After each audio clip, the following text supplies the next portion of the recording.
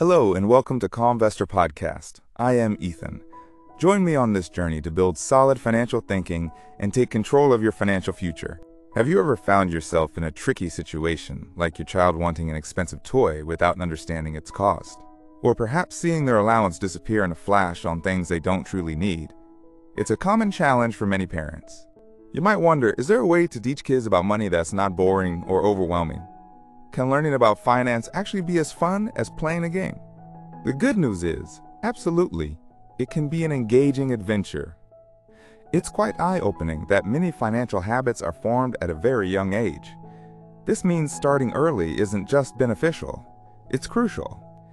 As someone once wisely said, if we don't teach our children about money, someone else will, and perhaps not in the way we'd prefer. So what exactly is financial education for children? It's much more than just teaching them about coins and notes. It's about instilling values, understanding choices, taking responsibility, and setting goals for their future.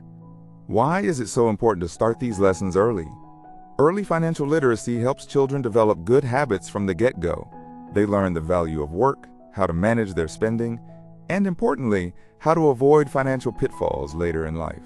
And this is where games and interactive activities come in. They make learning feel natural and effortless.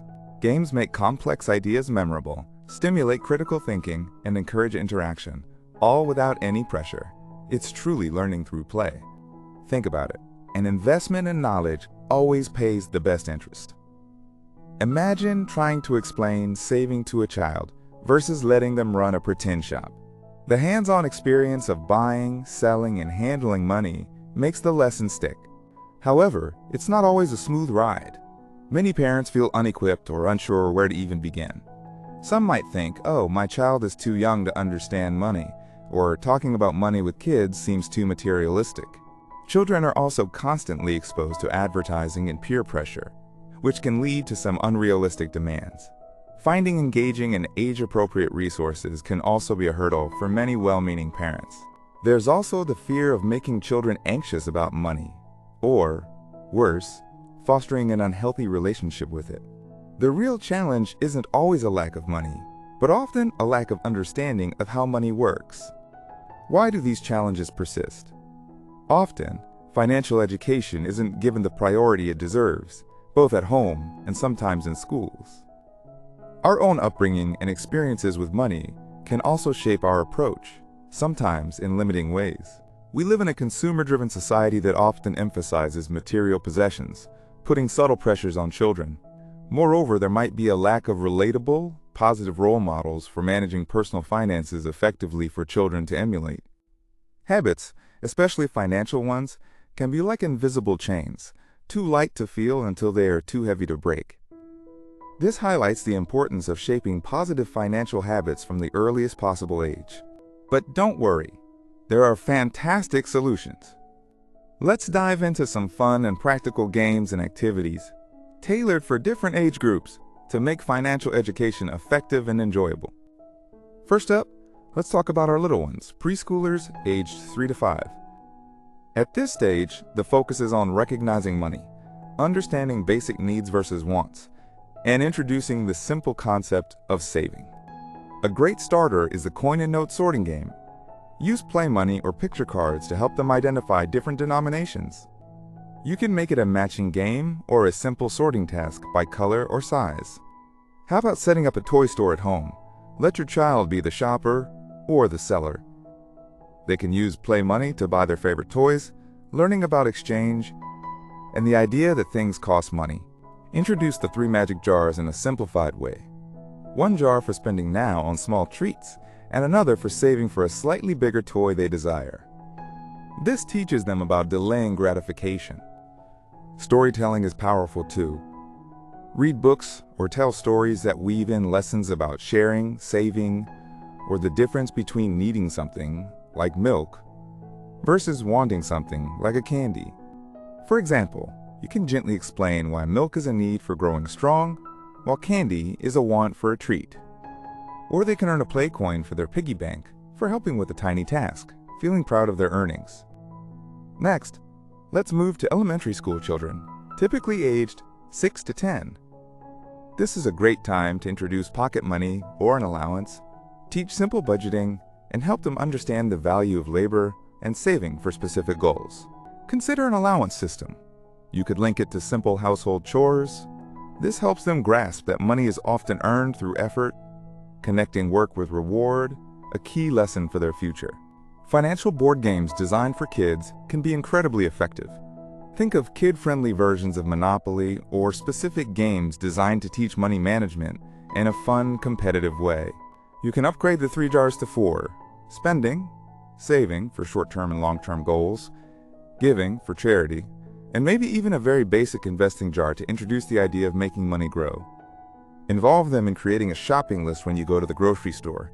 Give them a small budget to choose a few items from the list. This gives them a real-world taste of decision-making and budgeting. Help them set a savings goal. Do they want a new book, a particular toy, or perhaps save up for an experience? Work with them to create a plan, track their progress, and celebrate when they reach their goal. For instance, if they receive a weekly allowance, they can decide how much goes into each jar. Maybe 40% for spending, 40% for their Lego set savings, and 20% for a class charity project. It teaches conscious allocation. Now for our teenagers, aged 11 to 18. This is when we can introduce more detailed personal budgeting, basic financial tools like bank accounts, and concepts like interest, debt, earning money, and even the fundamentals of investing. Encourage them to create a personal budget. They can use a simple app or a notebook to track their income and expenses. This skill is invaluable for managing their finances as they gain more independence. Consider helping them open a bank account with your guidance. Teach them how to use a debit card responsibly and the basics of online banking. This gives them a safe space to practice managing real money. It's also crucial to discuss credit and debt. Explain the difference between good debt, like a student loan for education, and bad debt, like high-interest credit card debt, using relatable examples. Encourage them to find ways to earn their own money.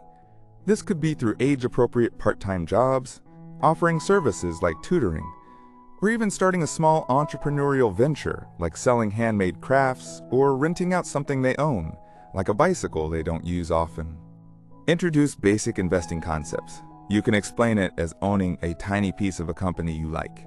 There are even simulation games that let them try their hand at stock trading without real financial risk. Imagine your teen using an app to track their monthly spending, saving up from a part-time job for an online course they're passionate about. You could then explain compound interest when they deposit their savings, showing how their money can grow over time. You could even discuss things like a 529 plan for college savings if that's relevant for your family, showing them how long-term planning and investment can help achieve significant goals. Remember, the goal is to teach them how to manage money wisely so that money doesn't end up managing them. As Nelson Mandela said, applied here, education is the most powerful weapon which you can use to change their financial world. So to wrap up, teaching your children about money doesn't have to be daunting. It can be a joyful and incredibly rewarding journey. Using games and age-appropriate activities is a fantastic way to make these lessons stick. This isn't just about dollars and cents. It's about empowering them with confidence, responsibility, and the skills to build a secure future. It's one of the most valuable gifts you can give them. I encourage you to start small. Pick just one game or activity from our discussion today that suits your child's age and try it out this week. See how they respond and adapt as you go. Think about the bigger picture. A generation of young people who are financially savvy and confident will contribute to a stronger, more stable society for everyone. You are not just teaching your child, you are shaping a better future. You truly can be your child's best financial mentor. All it takes is a little love, patience, and creativity. The future belongs to those who prepare for it today. Thanks for listening. If you found this content valuable, don't forget to hit like and subscribe to the channel. See you in the next episode. Have an amazing day filled with positive energy.